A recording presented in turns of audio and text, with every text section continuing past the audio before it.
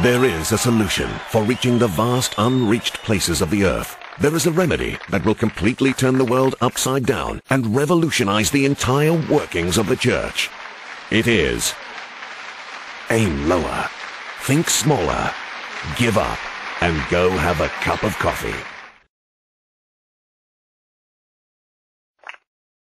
I know you're thinking, amazing, why didn't I think of that? But to fully understand the depth of this life-changing statement, you need a bit of background. Our sun is but one of billions of stars in the universe, and our world is but one of the smaller objects circling that sun. On our planet, there are over 2 million different species identified so far. Half of the species on Earth are insects. There are 10,000 species of trees and 15,482 different kinds of fish. Our planet is teeming and alive, and yet despite our best efforts to search the stars, not an ounce of life has been discovered anywhere else, not even the tiniest bacteria. Nothing. But as a human, the entire message of the Bible, Jesus, salvation, and everything else that we call the gospel was written for you and for every other human being. The only problem is that not every human has had a chance to hear it yet. 6 billion humans currently inhabit the planet and live there for a worldwide average of 67 years each. Of the entire population of Earth, about 1/3 have ready access to the gospel because of where they live. At the same time, a further third have never even heard the name of Jesus in any way that they could respond to. That gives us an average of 67 years to get to every single one of them, which would be easy if they all lived in your street, spoke your language, and went to the same baseball matches. To make matters more difficult, we actually have considerably less than 67 years to reach people.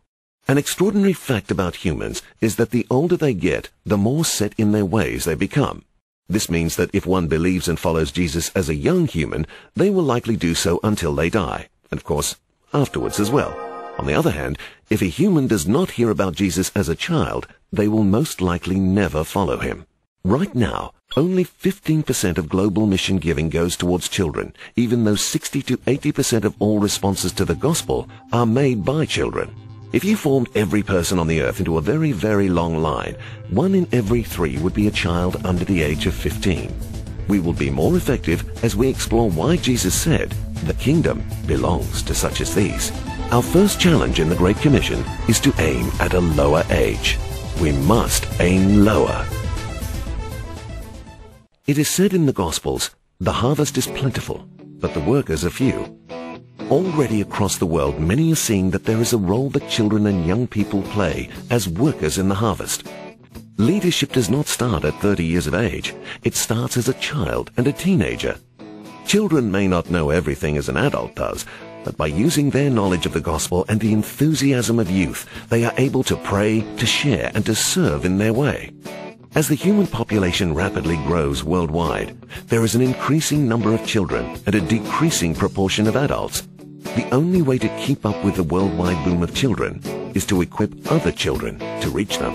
It is said, "You have hidden these things from the wise and learned and revealed them to little children."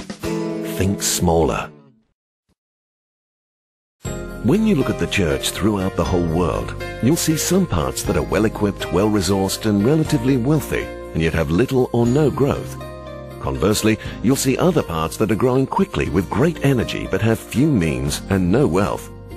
Together, as we seek to effectively evangelize, nurture, and equip children, we need to be willing to share resources more freely and give up the pride of building empires and organizations and to put kingdom building at the forefront. Whatever it is that we need to give up for the sake of the kingdom, let's give up.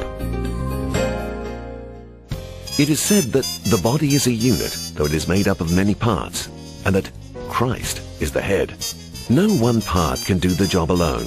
No one part has all the answers, the resources, the creativity, or the mandate to do it all. We are a body. When one part suffers, we all suffer. To accomplish the Great Commission means having a cup of coffee with someone from the church down the road.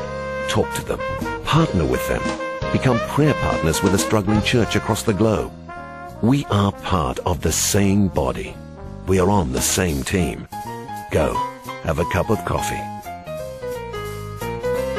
A large part of the Great Commission will be accomplished when we aim lower, think smaller, give up, and go have a cup of coffee.